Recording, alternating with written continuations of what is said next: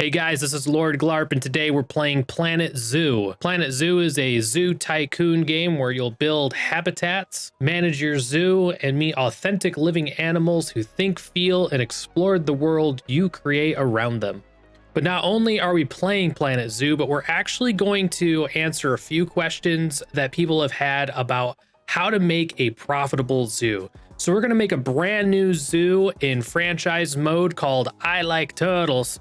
And I'm going to show you how you can get started and kind of get rolling in franchise mode by using the power of the turtle.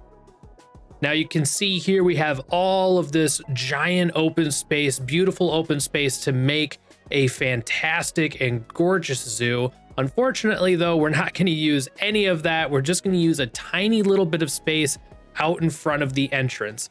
Now, why are we going to have this space be so small?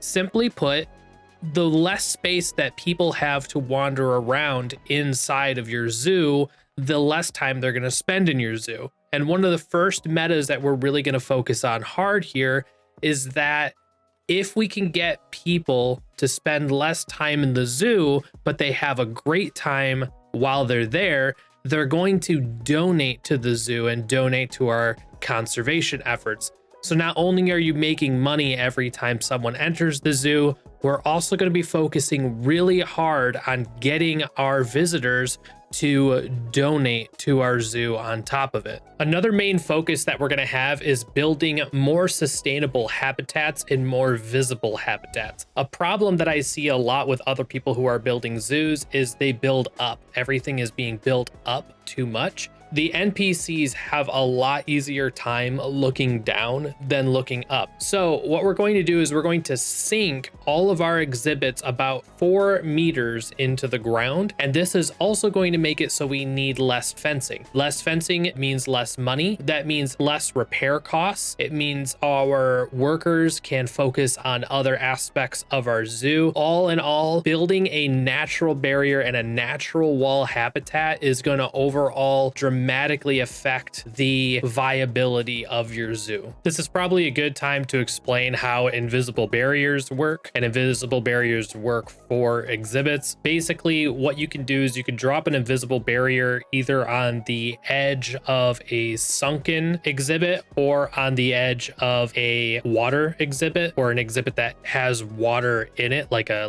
lake or a pond. As long as the animal inside of it can't swim, it's fine. You can also build the invisible barrier on the edge of a construction tool. So if you've built a wall, let's say the same construction tools, you use the same props that you use to build buildings. Kind of like if you were building your own, just decoration building, you can actually line the exterior of that building with these invisible walls, and you can really make an exhibit out of anything. In the example that you can see here, I'm just gonna put this invisible barrier around a very unimaginative cube in the ground. The reason I've done this is just to show on its simplest level what this exhibit could look like and how it could function. If you're following along and you're building this kind of thing at home, like you're kind of copying me as I go, take a look at the land area. We're at 372 meters squared space.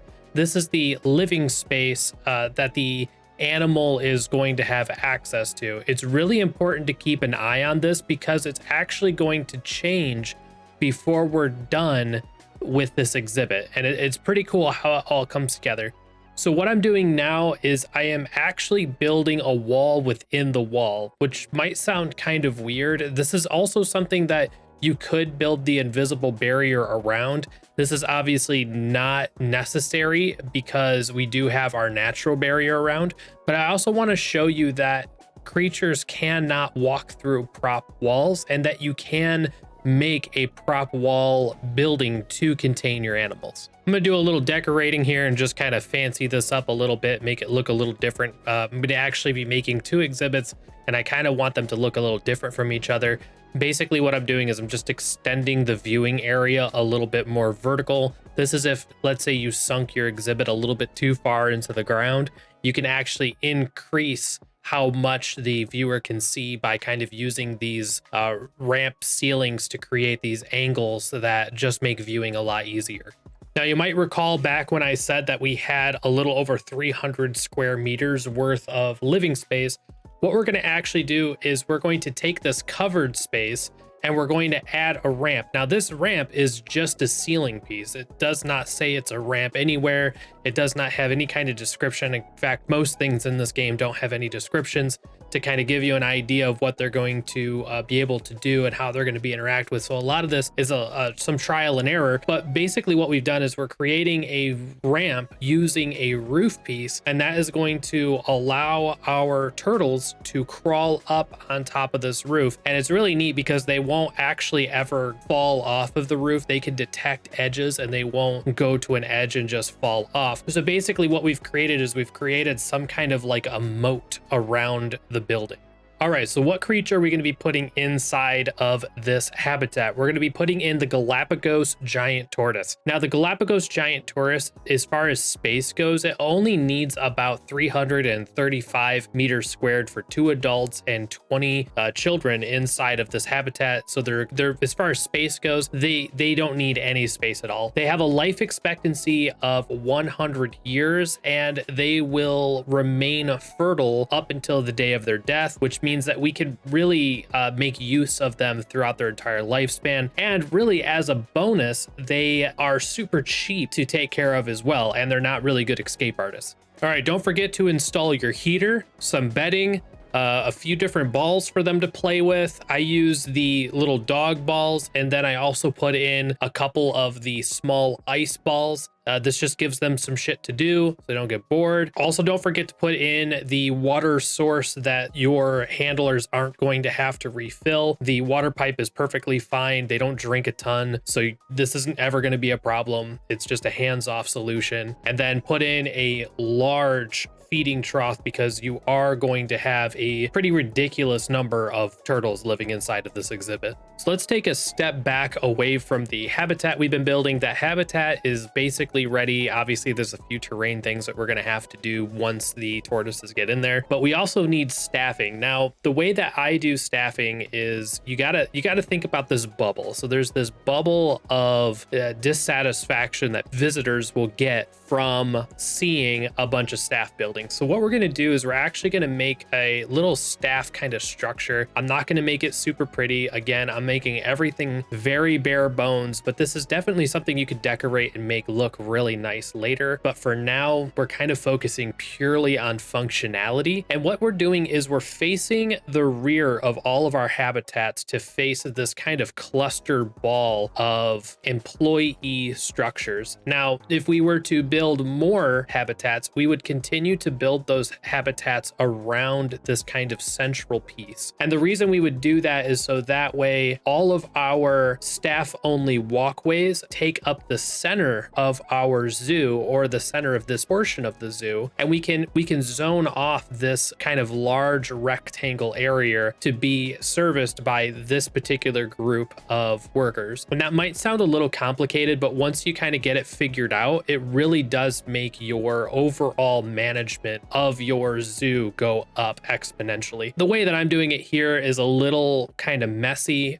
Usually I would take a little bit more time to clean this up a little bit, but I think the overall look and feel when it's done is pretty decent. It's pretty nice. And I personally do it like building my employee structures in this way. And then I like to kind of decorate them later, so that way it looks like one unified building and not just a bunch of little huts kind of scattered around. Another essential piece of creating this micro zoo is going to be the conservation education board. Now, these boards come in a few different types. Basically, you're going to want to create a blueprint that has one of each type in a row. Every time that a guest looks at one of these boards, they are going to get not only a little bit of education, but it's also going to increase your conservation efforts, even though you don't have any of the animals that are being represented on these boards. These boards are the only way to increase conservation and increase education without any other requirements. So we're going to spam them around our little micro zoo in order to build up conservation and to basically get donations for our zoo just from having them look at these boards. We're also not going to build any food, drink, or bathroom stations or any information stations. The reason we're not going to do that is these visitors aren't going to be inside of our zoo long enough to get angry from being hungry or thirsty or having to use the bathroom. They're going to look at 2 exhibits and they're going to leave. That's what we want. We want guests in, guests out as fast as possible so we can get more of these donations and more ticket sales. The only way that your visitors are going to get angry about food and drink and bathroom is if they have to wait in a line for food, drink, or bathroom. So instead, we're going to build the 3 merchandise buildings, and we're going to sell the 3 different kinds of merchandise to our visitors, and then hopefully they will come in, look at the boards, look at a couple animals, donate, buy some merchandise, and leave. We basically want to take all the money they came in with and we want them out of here as fast as possible.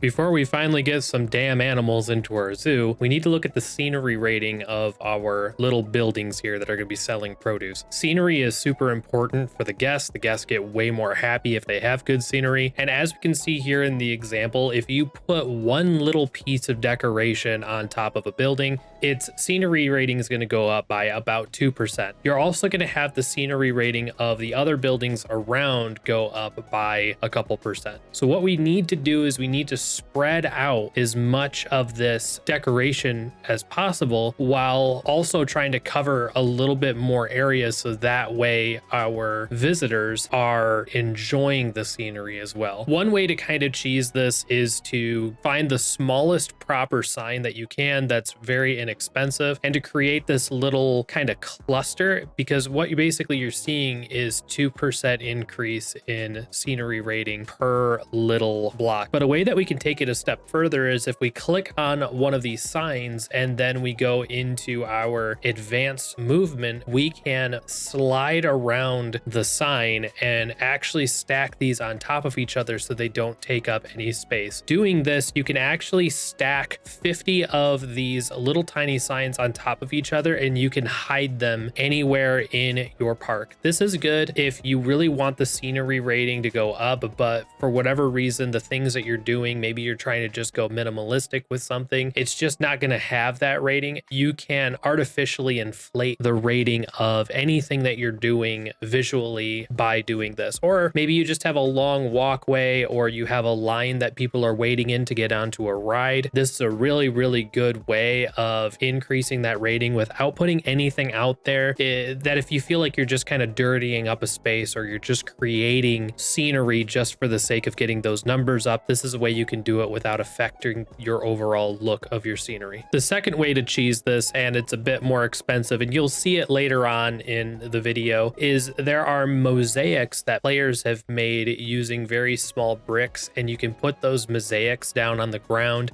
and they look really, really gorgeous. Usually they're made up of 200, 300, 500 different pieces. They're way overboard. They cost thousands, tens of thousands of dollars to have in your zoo, but they really, really do improve the rating a lot, and they look very visually stunning. And if you're not a super creative person, it's just a really great way of getting all those bonuses and all those stats while keeping everything pretty good, aesthetically pleasing. So the moment that we have all been waiting for, we've got 2 turtles and we're going to go ahead and throw them into this habitat. As you can see, I grabbed both of these turtles from the exact same zoo. That's something you should never do, and it's something that I don't normally do. I have no idea what I was thinking, but I grabbed 2 turtles from the same zoo and they did a little inbreeding, and I caught it and went ahead and got rid of one of them and grabbed a turtle from one of my other franchises. I have no idea why I did this. I'm usually very careful about it, but make sure that when you're picking your turtles and any other animal, you pick ones that are not from the same exact zoo. That's bad. Don't do that. Also, now you'll see me clicking on the terrain, and what I'm doing is I like to only do the terrain after the animal's already in the enclosure. This saves a ridiculous amount of time because you're actually seeing in real time exactly what they want. Another thing that we can do from here is we can see the amount of space that these turtles want and how much they have. You can see that they have way more space than they will ever need. You could probably put 80 turtles in here and it would still be enough space. But what you're seeing is you're seeing the amount of covered space they have have and the amount of open space they have to walk around inside of their enclosure. Now, part of the space in this enclosure isn't even accessible. They cannot get to the space on the outside of the wall between the dirt wall and the physical wall that they have there, but that space is still being included. If it's inside of the enclosure walls, it is still considered part of the space they have. Something kind of cruel that you can do is you can make this gigantic space and then put this tiny little cage that they're in, and they will think that they have a ton of space. But this creating a enclosure that has a really big roof over top of their heads that also is extra movement and extra room for them is just a really good way of economizing your space for your zoo overall. Now, what I did here is I took out a loan for $50,000 and spent a bit of that money just kind of sprucing things up. And now I'm going to build a secondary enclosure for the second type of giant tortoise that you can make. And I'm going to make this enclosure pretty significantly different. It did kind of turn out off center, which isn't a big deal. It just looks kind of funky. So once this is done, I'll give you a shot of what that looks like, and it'll have some turtles in it, and we'll kind of get this show on the road, speed this thing up. So as you can see, a little bit of time has passed, and I'm laying down some more toys and some more food stuffs for the Galapagos turtles. They've given offspring to a litter here, and cute ass little turtles scooting around. We've got the new enclosure for our other tortoises, and they're gonna start producing some young here pretty soon as well. Everyone's got really high fertility, and because so many turtles are gonna be born over the course of this 100-year window, really all we're making use of is a 22 to 25-year window, but we're gonna need just a ridiculous amount of food and toy stimulation items in these enclosures. So here we are. We now have a profitable turtle only zoo. It's very short. People come in, they see the turtles, they read some signs, they really get in and get out. This, if you left this on autopilot indefinitely, you might have to train some staff. You might have to eventually, it'd be years and years and years, but you would eventually have to get rid of some of your turtles. But this right here can run on autopilot basically forever. And you can add, more signs to give people more of an opportunity to see the conservation effort stuff. And there are things you can do to almost over optimize this. But basically what you're doing now is you're trying to wait 22 to 25 years for your very first turtles to be mature enough to be released into the wild. As you can see, I've time jumped to year 17. You can also see from the finances that we made $17,000 last year, and we're basically going to be floating around that $15,000 to $20,000 profit. I do 3 to 4 star all of my employees, which isn't super necessary, but it just kind of makes it so you really can just leave this running and you just be making money indefinitely. And there you have it. Basically, from this point forward, you can just release turtles into the wild, or you can sell them to other zoos. And basically all of the resources that you gain from this little starting package can really allow you to build the kind of zoo that you want to build. And you can do it in franchise mode. You can, maybe grab animals that you really are passionate about, and you can raise them and release them without having to feel like you're at a race against time to get money and get more resources. So this gets you really well set up for a very successful franchise in any direction that you want to go, and to get whatever resources that you need to get there. And understand that this will continue to build money. This will continue to work. Even when you expand your zoo, it just won't work quite as well, but you kind of will always have this guaranteed spot to fall back on. I know that for myself, I did red pandas after doing this setup, and then I got really frustrated with how hard the pandas were to raise, and they often got, they got old and they had very few litters, and they just ended up being very frustrated frustrating for me. I went ahead and released them all into the wild. I smoothed the land back over and I started over with another animal, and all of my losses were recouped because I still had these turtles going and I still had this little base to fall back on. So there you go, guys. That's it. That's all I got for you. This awesome setup. If you like this guide, if you liked any of this content, please leave me a follow, leave me a thumbs up, help me convince the algorithm that I am worthy of distribution to other people who might like this content too. So thank you again for watching, and I'll catch you in the next one.